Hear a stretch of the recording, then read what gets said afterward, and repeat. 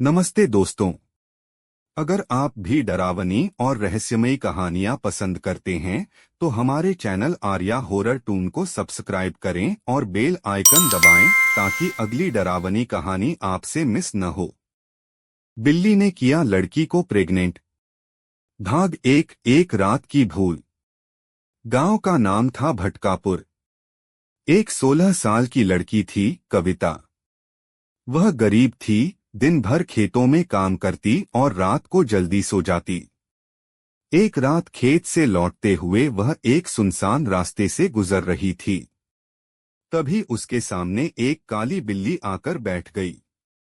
बिल्ली ने कविता की आंखों में देखा और उसकी आंखें लाल हो गईं।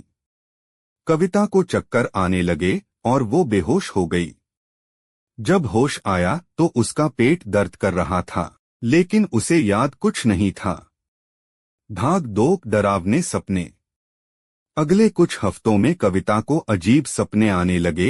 एक बिल्ली जो इंसानी आवाज में उससे कहती, तू मेरी माँ है। उसका पेट फूलने लगा, जैसे गर्भवती हो। गांव के लोगों ने उसे ताना मारा, शर्म नहीं आती, बिना शादी के पेट बड़ा हो रहा है। लेकिन कविता जानती थी उसने कुछ किया ही नहीं। भाग 3 डॉक्टर का डर। कविता की मौसी उसे शहर के डॉक्टर के पास ले गई। डॉक्टर ने सोनोग्राफी की, लेकिन स्क्रीन पर जो दिखा वो इंसान नहीं था।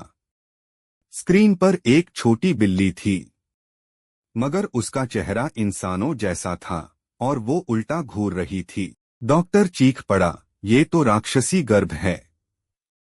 कविता बेहोश हो गई। भाग 4 बिल्ली का हमला। गांव में रात को बिल्लियां जमा होने लगीं। हर जगह, दीवारों पर, खिड़कियों पर, मंदिरों में सिर्फ काली बिल्लियां। लोग डरने लगे। कविता की मां ने एक रात देखा, उसकी बेटी नींद में उठकर बिस्तर पर बिल्ली की तरह चल रही थी, चारों हाथ पैरों पर। और फिर उसने गर्दन घुमाई 180 डिग्री में। भाग 5 जन्म अमावस्या की रात। कविता के पेट से खून बह रहा था। लोग उसे अस्पताल ले जाने लगे, लेकिन रास्ते में ही जंगल के पास उसकी चीखें बंद हो गईं। झाड़ियों में उसने एक बच्चे को जन्म दिया, लेकिन वो बच्चा नहीं था। वो एक इंसानी चेहरा और बिल्ली की पूंछ वाला जीव था। जन्म लेते ही उसने म्याऊं नहीं की, बल्कि बोला, माँ। भाग 6 बिल्लियों का राज। उस रात गांव की सभी बिल्लियां गायब हो गईं। लेकिन अगले दिन गांव के बच्चे गुम होने लगे। हर उस घर से बच्चा गायब हो रहा था जहां बिल्ली को कभी मारा गया था। गांव के मंदिर में एक पुजारी ने एक चिट्ठी देखी, बिल्ली देवी अब मां बन गई हैं। जिन्होंने उसे दर्द दिया वो अब उसकी संतान की बलि चढ़ाएंगे।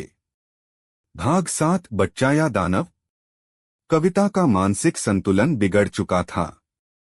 वो दिन भर अपने हाथ से दूध चाटती, दीवारें खरोंचती और म्याऊं करती।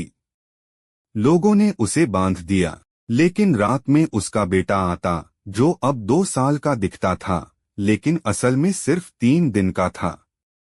वो चल सकता था, बोल सकता था और दीवार पर उल्टा चढ़ सकता था।